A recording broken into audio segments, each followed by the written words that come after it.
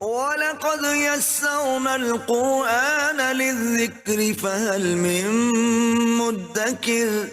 اور بے شک ہم نے قرآن کو نصیحت کے لیے آسان کر دیا ہے، تو کیا کوئی نصیحت قبول کرنے والا ہے؟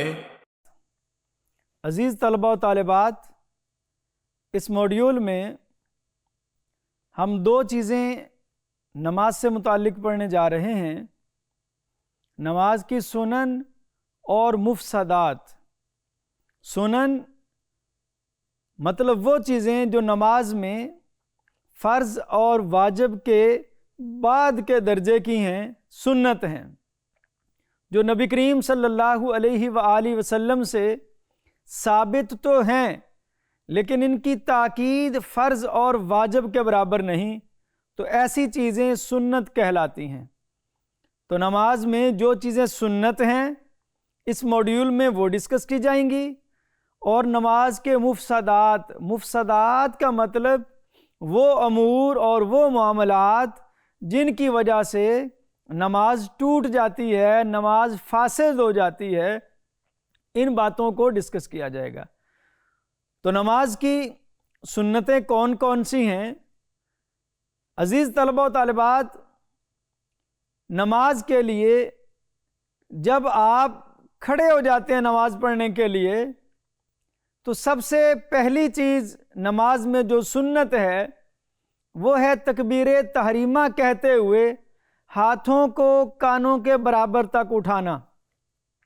یاد رہے کہ کم از کم سینے کے برابر کندھوں تک اٹھانا ضروری ہے، اور زیادہ سے زیادہ کانوں کے برابر تک، نہ کانوں سے اوپر جانے چاہیے نہ کندھوں سے ہاتھ نیچے رہنے چاہیے، کم از کم کندھوں کے برابر اٹھانے چاہیے اور زیادہ سے زیادہ کانوں کے برابر تک۔ تو یہ نماز میں تکبیر تحریمہ کہتے ہوئے ہاتھوں کو اٹھانا یہ سنت عمل ہے۔ اسی طرح دونوں ہاتھوں کی انگلیوں کو معمول کے مطابق کھلا رکھنا اور قبلہ رخ رکھنا یہ بھی سنت ہے۔ عزیز طلبہ و طالبات، اس بات کو یوں سمجھ لیجئے کہ بعض اوقات تکبیر تحریمہ کہتے ہوئے جب ہاتھ اٹھائے جاتے ہیں تو ہاتھ یوں اٹھا لیے جاتے ہیں کہ ہتھیلیاں اوپر کی جانب ہو جاتی ہیں، یہ طریقہ بھی غلط ہے۔ اور بعض اوقات ہاتھ پورے کھلے نہیں ہوتے، یوں اٹھا لیتے ہیں، تو یہ بھی درست نہیں ہے۔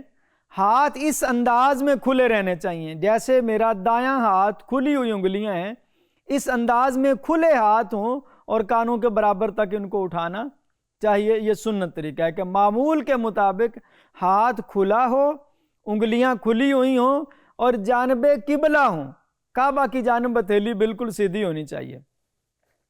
تکبیر تحریمہ کہتے وقت سر کو بھی نہیں جھکانا چاہیے۔ عزیز طلبہ و طالبات، بعض اوقات آپ نے دیکھا ہوگا کہ کچھ لوگ نماز میں تکبیر تحریمہ کہتے ہوئے جب ہاتھ اٹھاتے ہیں تو یوں سر کو جھکا دیتے ہیں۔ تو سر نہیں جھکانا، جیسے سیدھے کھڑے ہیں ویسے سیدھے کھڑے رہیں، ہاتھوں کو اٹھائیں، ہاتھ سیدھے رہیں۔ تو نہ ہاتھوں کو ٹیڑھا میڑھا کرنا ہے اور نہ ہی سر کو جھکانا ہے، سر بھی سیدھا رہے، ہتھیلیاں بھی سیدھی رہیں۔ اگر امام ہو تو تکبیر تحریمہ اور ایک رکن سے دوسرے رکن میں جانے کی تمام تکبیریں بلند آواز سے اسے کہنی چاہیے۔ سیدھے ہاتھ کو بائیں ہاتھ کے اوپر ناف کے نیچے باندھنا حدیث مبارکہ کے مطابق سنت عمل ہے۔ اسی طرح ثنا پڑھنا نماز میں سنت ہے۔ ثنا کے بعد تعوذ یعنی اعوذ باللہ من الشیطان الرجیم، اور پھر تعوذ کے بعد تسمیہ یعنی بسم اللہ الرحمن الرحیم، یہ پڑھنا بھی نماز میں سنت ہے۔ فرض نماز کی تیسری اور چوتھی رکعت میں صرف سورہ فاتحہ پڑھنا سنت ہے۔ آمین کہنا، ثنا پڑھنا، تعوذ پڑھنا، تسمیہ پڑھنا اور ان سب کا آہستہ پڑھنا یہ سنت ہے۔ یہ معمولات نماز میں سنت عمل کہلاتے ہیں۔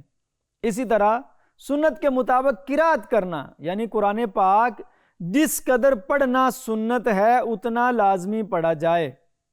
رکوع اور سجدے میں 3 بار تسبیحات رکوع اور سجدے والی پڑھنا، رکوع میں سر اور پیٹھ کو برابر رکھنا، سیدھا رکھنا، دونوں ہاتھوں کی انگلیوں سے اپنے گھٹنوں کو پکڑ لینا، قوما میں امام کا تسمیع کہنا یعنی سمی اللہ لمن حمیدہ، رکوع سے جب اٹھتے ہیں تو تسمیع کہتے ہیں یعنی سمی اللہ لمن حمیدہ، اور مقتدی کا تحمید کہنا، تحمید مطلب ربنا لک الحمد۔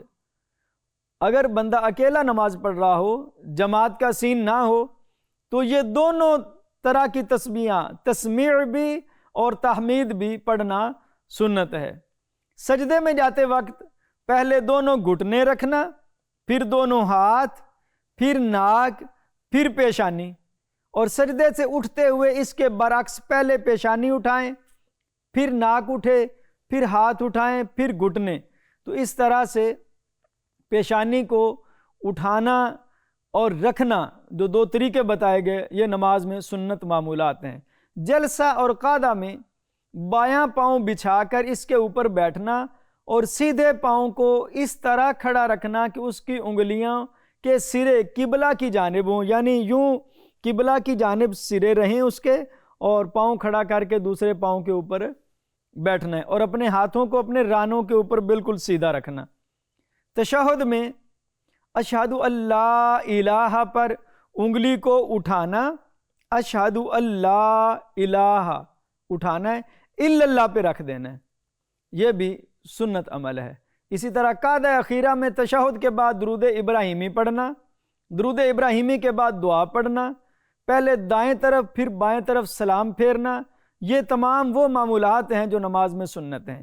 ان سنتوں میں سے اگر کوئی سنت سہون یعنی بھول کر رہ جائے یا قصدن رہ جائے تو نماز نہیں ٹوٹتی اور نہ ہی سجدہ سہو لازم آتا ہے، لیکن قصدن چھوڑنے سے یعنی جان بوجھ کر سنت عمل چھوڑنے سے بندہ گناہگار ہوتا ہے۔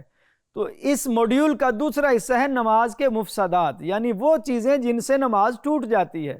بعض اعمال کی وجہ سے نماز ٹوٹ جاتی ہے اور اسے دوبارہ لوٹانا ضروری ہو جاتا ہے، انہیں مفسدات نماز کہتے ہیں۔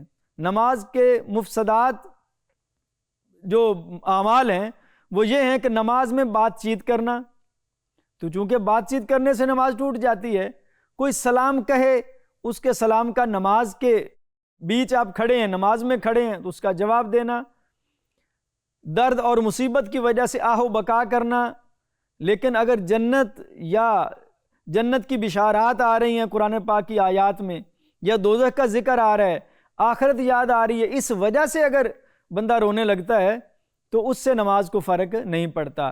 چھینک آئے الحمدللہ کہنا، یا کسی کو چھینک آئی اس کے جواب میں یرحمک اللہ کہہ دینا یا یہدیکم اللہ کہہ دینا، یا کوئی بری خبر سن کے نماز میں آپ کھڑے ہیں، کسی نے کوئی بات کی، بری خبر سن کے انا للہ و انا الیہ راجعون پڑھنا، یا کوئی اچھی خبر سن کے الحمدللہ کہہ دینا، یا دیکھ کر قرآن پاک پڑھنے لگ جانا، نماز کے دوران کوئی چیز کھا پی لینا، ان چیزوں سے نماز ٹوٹ جاتی ہے۔ ایک چیز طلبہ و طالبات یاد رہے، بعض اوقات کوئی چھوٹا موٹا ذرہ سا دانتوں میں اٹک جاتا ہے، کلی کیے بغیر آپ نماز اگر پڑھ لیتے ہیں تو وہ کوئی چھوٹا موٹا ریشہ اگر ذرہ منہ میں ہے اور وہ آپ دوران نماز اگر وہ نگل لیا جاتا ہے تو اس سے نماز کو فرق نہیں پڑتا۔ کھانے پینے سے مراد ہے باقاعدہ باہر سے کوئی چیز اٹھا کے منہ میں ڈالنا یا زیادہ مقدار میں کسی چیز کا ہونا، تو بالکل معمولی ذرہ چھوٹا ہو، منہ میں ہی پہلے سے آلریڈی ہو، اس سے نماز کو فرق نہیں پڑتا۔ عمل کثیر، یہ لفظ آپ نے عزیز طلبہ و طالبات سنا ہوگا کہ عمل کثیر سے نماز ٹوٹ جاتی ہے۔ عمل کثیر ہوتا کیا ہے عزیز طلبہ و طالبات؟ عمل کثیر ہوتا ہے کہ آپ نماز میں اس طرح سے کوئی حرکت کریں، اس طرح سے کوئی عمل کریں کہ کوئی اچانک آپ کو دیکھے تو وہ یہی سمجھے کہ آپ نماز ہی نہیں پڑھ رہے۔ مثلا دونوں ہاتھوں کے ساتھ آپ کپڑوں کو درست کرنا شروع کر دیں، دونوں ہاتھوں سے آپ خارج کرنا شروع کر دیں، کوئی اور اس طرح کا عمل کریں کہ اچانک کوئی دیکھے تو وہ یہ سمجھے کہ یہ نماز نہیں پڑھ رہا، اس کو کہتے ہیں عمل کثیر۔ عمل کثیر کی ایک اور بھی تعریف ہے کہ جو عمل قلیل ہے ایک ہی رکن میں اسے 3 بار کرنا۔